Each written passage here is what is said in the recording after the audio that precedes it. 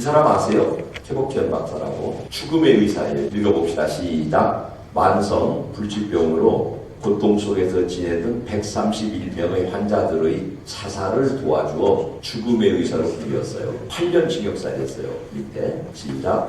류계병으로 고통 속에 지내던 토마스 요크를 52살 먹은 사람을 자살을 도와주어서 2급 살인죄로 미시간주에서 유죄 판결을 받고 8년 복역하다가 감형받아서 추록했습니다. 당시 재판 때 그 죽은 환자의 동생이 그 의사에게 감사를 표현했더랍니다. 죽을 권리가 있다. 여러분, 저도 이게 진짜 고민이거든요. 제가 아주 좋아하고 존경하고 형님으로 따르던 이동총 사님 잘 아시죠? 그 전주교에 계시던 그 형님이 아주 그 성결한 분이에요. 성결론이라고 하는 우리 성결교회의 중요한 가르침을 몸으로 잘 실천하셨어요. 근데 이 어른이 그 목회 현장에서 많이 스트레스 받으셨어요. 저도 자주 가는 그 기도원에서 그 기도원 앞에 큰 연못이 있는데 그리 걸어 들어가셨어요. 근데 저는 그분과 인격적 교제도 있고 그분의 신앙, 그분의 영성도 아는데 자살이라고 하는 점에 대해서 적으로 새로운 시각을 지금은 가져야 될 때가 왔다.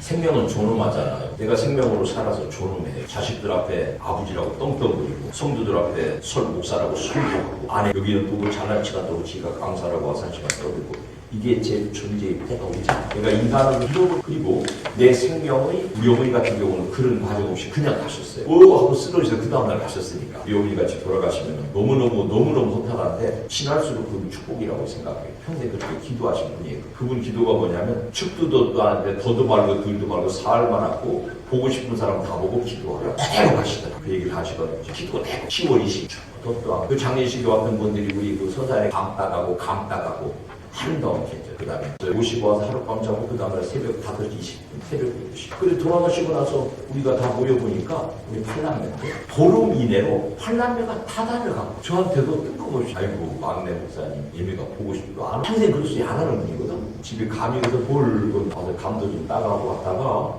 느낌이 이상하더라고. 어머니 돌아가시기 한 3일 전이에요. 우리로 가서 가만 좀 가지고 올라갔지. 어머니 보고 용돈 좀 드리고 그리고 3일 만에 가시더라고. 내가 그랬다 그랬더니 우리 형님은 열흘 전에 누구는 3일 전에 누구는 일주일 다 다녀왔더라. 그러니까 어머니가 평생 기도하되 보고 싶은 사람 다 보셨고 축도도 없도 한 10월 20일 날 그것도 새벽 기도 시간에 도도 말고 들도 말고 사흘 말고 병원에 집에서 낮에 들깨를 이렇게 이제 집 주변에 심으셨어요. 그거 다 거두어 들여가지고 마당에다가 잘 말려놓고 들어가서 씻고 샤워하고 나오시다가 야야 내가 이상하다. 우리 형님 모시고 있는데 야야 내가 이상하다. 그래서 이게 누구시더래. 그 형님도 이제 이상하니까 바로 병원을 모시고 갔더니 뇌에 꽈리가 많은데 터졌다고. 그 대전 불치병원 모시고 갔더니 있어요. 건양대병원. 이제 우리는 건양병원으로 의사 급하니까 수술하자고 그러셨더니 장관 수술하면 내가 그냥 쏟아져.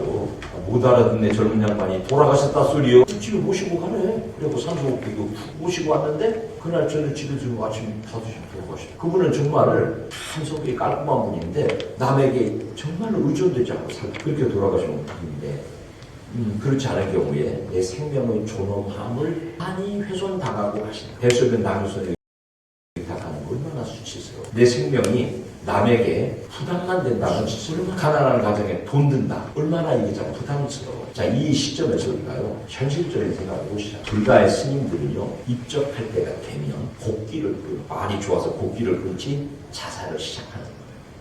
안 먹으면 죽는 거죠. 그 장좌불화. 돌을 땅에 만져가지고 곡기 끊고 물 끊고 그러면 기르면 수모하게 가. 그걸 그들은 돌을 닦는다고 그랬거든요. 근데 우리는 자살은 죄다. 이런 아주 오래된 성경적 또는 신앙적 또는 전통적 가치관 때문에 내 생명을 마지막에 내가 갈무리해야 되는 내 생명에 대한 책임을 시행하지 못하고 있어요. 어려운 얘기. 죽음학에 대해서 제가 책을 한 10권 읽었어요. 죽음에 대해서. 장 아메리라고 하는 프랑스의 심리학자가 늙어감에 대하여 그런 책을 썼어요. 그 사람이 지금 한 얘기를 하는 거예요. 평생을 활력 있게 역할을 감당하고 인간으로서의 존엄함을 가지고 살았는데 그게 내 생명인데 내 생명으로서의 모든 기능이 다 정지된 것이 뿐만 아니라 마이너스 상태가 돼서 남에게 의존해야 되고 다시 회생할 가능성이 고단위 비용이 들어가야 되고 그러면 그 생명을 내가 마감 지어야 될 내 생명에 대한 책임이 있지 않아요. 목사, 제가 이 질문을 제가 웰다잉 그 과정에서 공부하는 모든 강사들에게 질문했어요. 내 생명의 마지막 책임은 내게 있지 않소? 내 생명을 마지막에 내가 갈무리해야 될 책임이 내게 있지 않소? 어떤 강사도 속으로 동의할지 모르지만 이걸 사회적으로 공인하지는 아직 못해요, 한국 사회. 제가 이제 우리 젊은 후배 하나 들고 있잖아. 형이 소리 소문 없이 사라지면 찾지도 말고 내가 평상시 생각한 대로 했다라고 생각해. 형이 그러면 나야 가지고 형님이니까 그런 줄 알았는데 형님 자식들아 그러면 안 돼. 여러분 제가 영화 하나 추천하는데 꼭 한번 보시기 바라요. The Room Next. 옆방 그런 뜻이에요. 여자 둘이 한 여자가 자기가 죽으려고 그래요. 혼자 죽기 외로우니까 자기 친구 데리고 교장에 가요. 그러면서 내문이 열려 있으면 내가 죽음을 시행한다고 저희 부르는 영화인데요. The Room Next. 영화 잘 만들어진 영화예요. 꼭 한번 보시기 바라요. 이거는 답 지금 못 내리죠. 한국 사회에서 교회 안에서 이 문제에 그러나 고민을 시작하자. 안락사 볼까요? 자, 자의적 안락사, 전격적으로 네덜란드, 벨기에, 룩셈, 캐나다, 소극적 이사, 조력자살, 스위스, 미국의 일부 주. 비자의적 안락사, 의사가 명확할 때 시. 적극적, 불법, 소극적, 치료를 하지 않아서 사망하는 것. 합법. 이걸 이제 뭐라고 그랬죠? 연명 반자의적 안락사, 의사에 반해서, 의사 닥터가 아니고 내 의지에 반해서 시행. 이건 불법이에요. 살아있겠다는 사람을 강제로 죽이는 것은 불법이에요. 자, 이게 이제 세계적으로 굉장히 복잡한 논의 중에 있고요. 네덜란드, 벨기에, 룩셈부르크, 스위스, 캐나다 이런 데로 우리가 실제말로 문화적 선진국이에요. 현재 안락사를 허용하는 나라, 또 네덜란드, 벨기에, 룩셈부르크, 그다음에 2015년에 15년 뉴질랜드는 네덜란드에 이제 안락사를 어떻게 결정하느냐면 환자의 판단력이 명징해야 돼요. 치매 환자가 나 죽을래 그러면 인정 안 해줘요. 환자의 명징한 판단력으로 자발적 요구가 있을 때 의사도 한 사람은 안 돼. 두 사람 이상이 동의가 있어야 돼요. 이 사람은 비가역적 환자다. 다시 말해서 회복될 가능성이 없다. 이 사람은 남은 무슨 고통밖에 없다. 그런 질병을 가진 사람을 두 사람 이상의 의사가 동의하고 환자의 뚜렷한 의지를 반복적으로 그 스위스의 안락사하는 과정을 반복적으로 확인하고 아직도 그 뜻이 바뀌지 않았어요. 아직도 그 의사를 바꾸지 않았어요. 아드님이 오셨네요. 아드님 만나보시고 생각도 정리하세요. 여러 변화된 환경을 보여주더만요. 이렇게 화창한 날씨에 대해서 정원에 대놓고 아직도 그 뜻이 변화가 없으세요. 그걸 끊임없이 듣더라고요. 그래서 이제 환자가 어떤 환경 속에서 난 죽겠다. 왜냐면은 죽는 게 사는 것보다 나을 상황이 있잖아요. 개인적인 의사로 내 인간의 존엄성을 전혀 유지할 수 없을 때는 죽는 게 낫죠. 그런 의지가 뚜렷할 때 의사가 얘는 살아날 가능성 정말 없어요. 근데 안락사를 결정. 존엄사법 읽어볼까요? 오리건 시민들의 자발적 요청에 의하여 퍼센트의 찬성으로 또 오리겐 데스 디미니티 액트 이게 이제 법안으로 발표됐다는 거예요. 여러 법적인 절차를 거쳐서 주민투표센터의 찬성으로 존엄사법이 법적으로 효력을 발휘하게 됐다는. 그러니까 미국의 오리건주에서는 의사로부터 독곡물을 처방받을 수 있다. 이렇게 이제 결정된 거예요. 이 법으로 생명을 종식시키는 것은 자살이 아니다. 그러나 일반적으로 의사 조력 자살이라는 용어를 많이 사용한다. 의사, 그러니까 이제 생명의 또 다른 차원에서의 치료 이렇게 말을 만드는 거죠. 존엄사법은 의사 조력 자살이지만 적극적 안락사와는 구별이 된다. 이것보다 조금 앞당겨서 고통을 이 인간에 면하게 한다는 점에서는 말바꾸기 같은 내용. 질병에 사로잡힌 사람의 고통을 그림으로 표현했는데요. 육체적인 고통, 아프다, 숨쉬기 힘들다, 좀 아프지 않게 해달라. 그 간절함이 9분의 1이라는 거예요. 빙산의 일각이라는 거예요. 더 큰 고통은 뭐냐면 비육체적인 거라는 거예요. 근본적인 거. 거기 답답하다부터 쭉 한번 읽어 내려갈까요? 시작. 답답하다, 움직이기 힘들다, 전신이 아프다, 말로 표현하기 힘들다, 모든 것이 고통스럽다. 차라리 죽는 것이 낫다. 그냥 빨리 끝내주면 좋겠다. 누구에게 미안함, 그리고 죽음의 공포. 죽는다는 게 결정되지만 빨리 죽으면 되는데 죽는다는 게 결정되고 하루하루 사는 게 진짜 고통스럽다는 거예요. 그러니까 육체적인 단순한 통증 이상의 9배쯤 더 큰 내재적인 고통이 죽음에 임박한 사람에게 잠재되어 있다.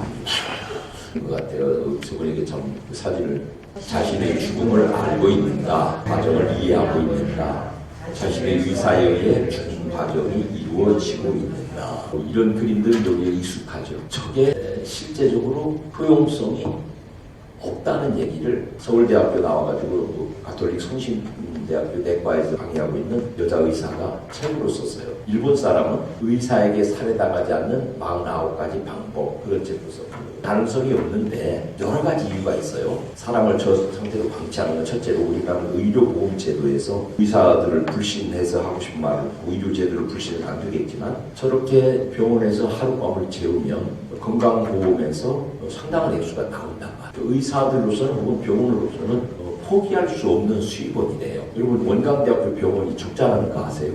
대학 재정에서 돈을 끌어오지 않으면 병원 운영이 안 돼요. 최근에 이제 정부가 이렇게 바뀌고 저렇게 바뀌면서 여러분 지난 정부 때 MRI를 한번 찍으면 보통 50만 원 정도 들었거든요. 근데 150만 원 이렇게 들었어요. 정책에 여러 변화가 있기는 하지만 여하튼 저런 상태로 생명을 붙들고 있으면 의사 혹은 병원이 운영에 도움이 된다는 거예요. 두 번째, 의사들에게는 생명 윤리라는 게 있어요. 죽을 줄 뻔히 아는 사람에게도 호흡기를 떼면 죽는 사람에게 호흡기를 띄면 간접 살인이 되는 우리나라 현재 의료법상. 그러니까 말기 환자가 됐을 때 정말 우리 목회자들이 그 가정을 도와줘야 되는데요. 아무도 호흡기 못해요. 그 다음에 암이 사기인데 아무도 수술하지 말자 소리 못해요. 근데 이제 그걸 우리가 해야 된다는 거죠.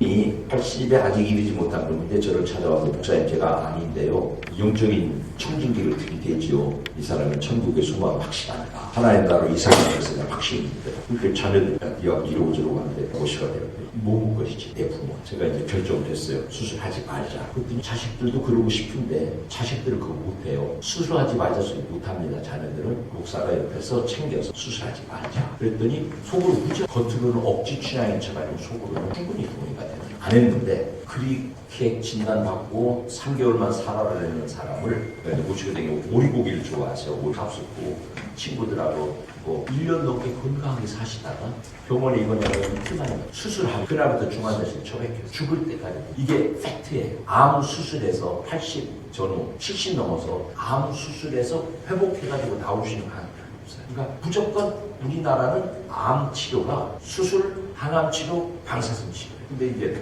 보다 다양한 방법, 나 의사 아니에요. 미안합니다. 여기저기 대자연병원에 가면 예수병원 원장 가시던 김민철 원장이 계세요. 그 대자연병원 암센터 원장이세요. 그분이 그 얘기예요. 무조건 수술만이 능사가 아니라는 거예요. 우리는 수술을 해야 될 수밖에 없어요. 아까 말씀드린 것처럼 의료보험 재정에서 병원이 살아가는 거예요. 우리가 암 진단을 받으면 5%만 내잖아요. 중증 질환 진단을 받으면 나머지 전부 의료보험이 대주는데 의료보험 탈세게 보거든. 그러니까 병원이 어떻게 할 수가 없는 거예요.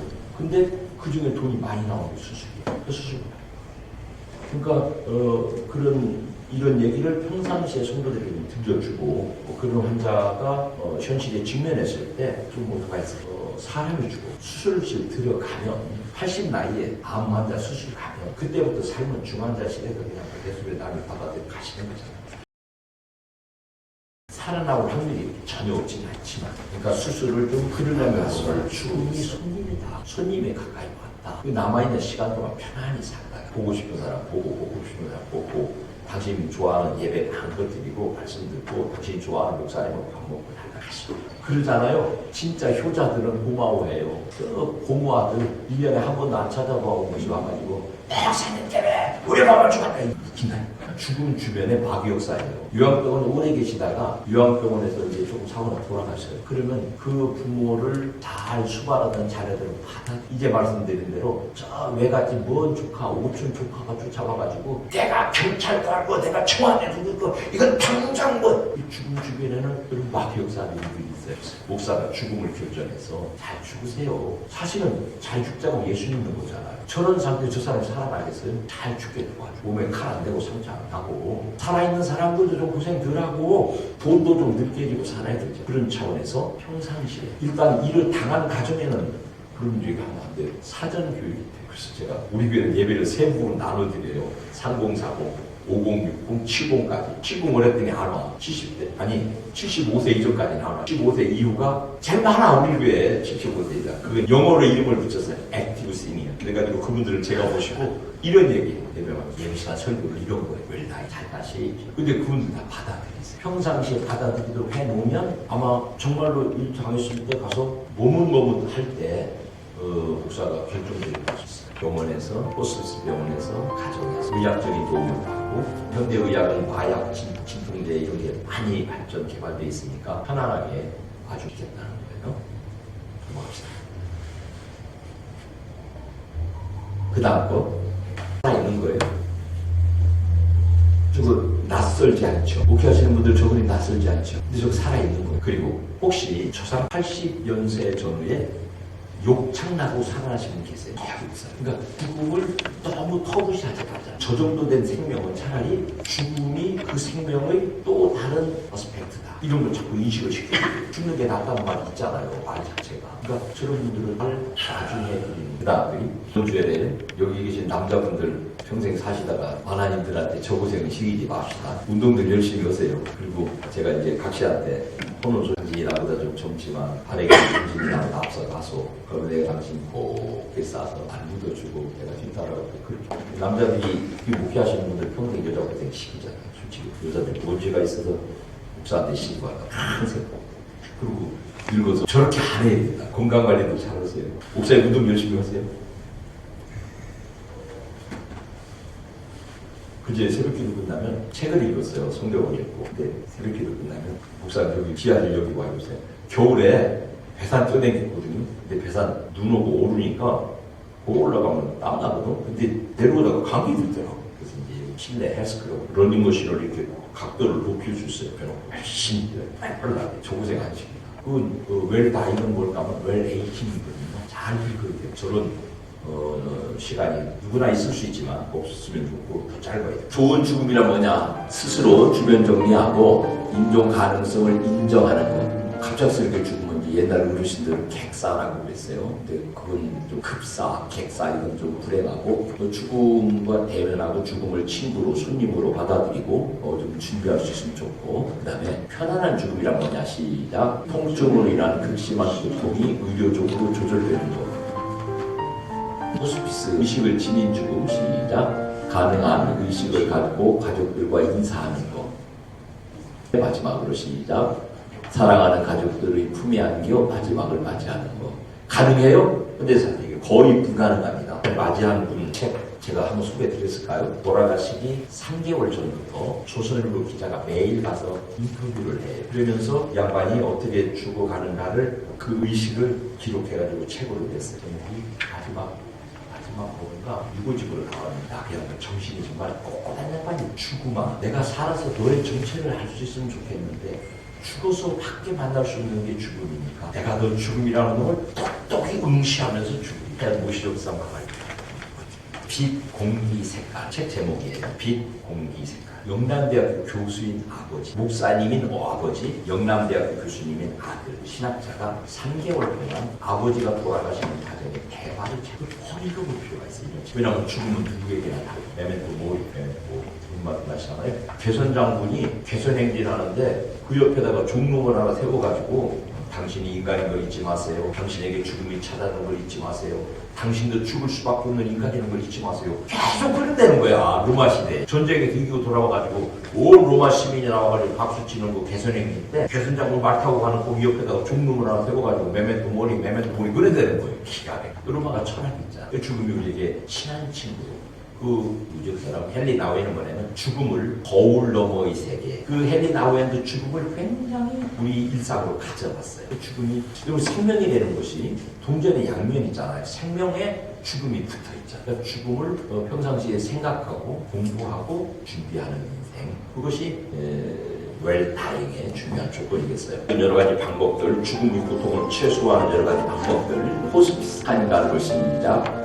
한 인간으로 하여금 자신의 인생을 완성시킬 수 있도록 도와주는 작업이다. 마지막 상장기에서 총을 뺀 삶을 살 수 있도록 도와준다. 아까 제가 말씀드렸잖아요. 죽음이 결정된 사람이 정말 성장할 수 있다. 복음을 받아들일 수 있다. 마지막으로 시작. 자신이 가야 할 다음 세상에 대한 긍정적인 확신을 갖도록 도와준다. 이 말씀을 오늘 아침에 여기 와서 말씀드릴 때 이 말씀을 꼭 드려야 되겠다. 한번 읽으실까요? 시작. 모든 인간의 같이 가는 길의 마지막 배움이 목표자의 신분이다. 아울러 그 길을 더불어 가는 인생이다. 우리는 배워봤잖아요. 저도 장례식을 당하면 모든 과정, 그리고 맨 마지막 하관 과정까지 제가 내려가는 친구 그리고 이제 저는 교육자님들 가시라고 그러고 제가 마지막 땅에 묻는 데까지 하고 마지막 배움을 하는 것이다. 그리고 그 마지막 배움이 나를 끊임없이 나도 저에 칠 텐데 나도 요새는 죽으면 다 태워버리잖아. 거기 정수원 들어가십니까? 문이 열려가지고 수리가 그래서 언젠가 좋은 거죠. 저주가 아니다. 생명의 연장선상에서 하나님께서 우리에게 주신 또 다른 생명의 트랜스퍼 전환의 과정과 죽음을 긍정적으로 받아들이고 죽음을 내가 먼저 이해하고 죽음과 타협하고 그리고 내게 맡겨주신 우리 가족들에게 성도들에게 죽음을 잘 가르치자. 예수 잘 믿는 건 뭐냐? 잘 사는 거 아니더라고. 잘 사는 거 있잖아요. 원불교 신자들이 더 사는 거요. 불교 신자들이 더 잘 사는 거예요. 더 예의 바르게 더 깎고 잘 사는 거요. 가톨릭 사제들이 더 잘 사는 거예요. 어떤 그 식당에서 오래 서빙하는 친구가 목사님이 돼서 저 식당에서 오래 서빙했는데 그때요. 사정은 사람들 보면 저 사람이 종교가 뭔지 알아요. 개신교 신자들이 제일 소리 크게 지르고 말하고 기도를 간절하게 하는데 전혀 사람에 대한 태도 내가 반성해 가르쳐주시고 꼭 식당에 가면 팁 주시고 종무원들한테 이러지 말고 존칭해서 특히 제3국회들이 들어와 있는 그 어린 새싹들을 정말 내 딸처럼 내 아들처럼 귀하게 대접해 그런 거 막 근데 가톨릭의 수녀님들은 그렇게 예의 바르게 식당에서 식사 메뉴를 지키고 잘 사는 길. 근데 우리가 예수 믿는 거냐? 내가 곧 길이요 진리요 생명이니 나로 말미암지 않고는 아버지께로 오지 않는다. 우리가 여러 가지 사회적 부적응 속에서도 아버지께로 가는 길을 가지고 그분은 죽음을 통해서 가는 모든 우리에게 맡겨진 영혼들에게 그 길을 통해서 아버지께로 잘 가도록 안내를 평상시에 잘 하셔서 죽음과 친밀한 목회들을 이루시기를 바랍니다.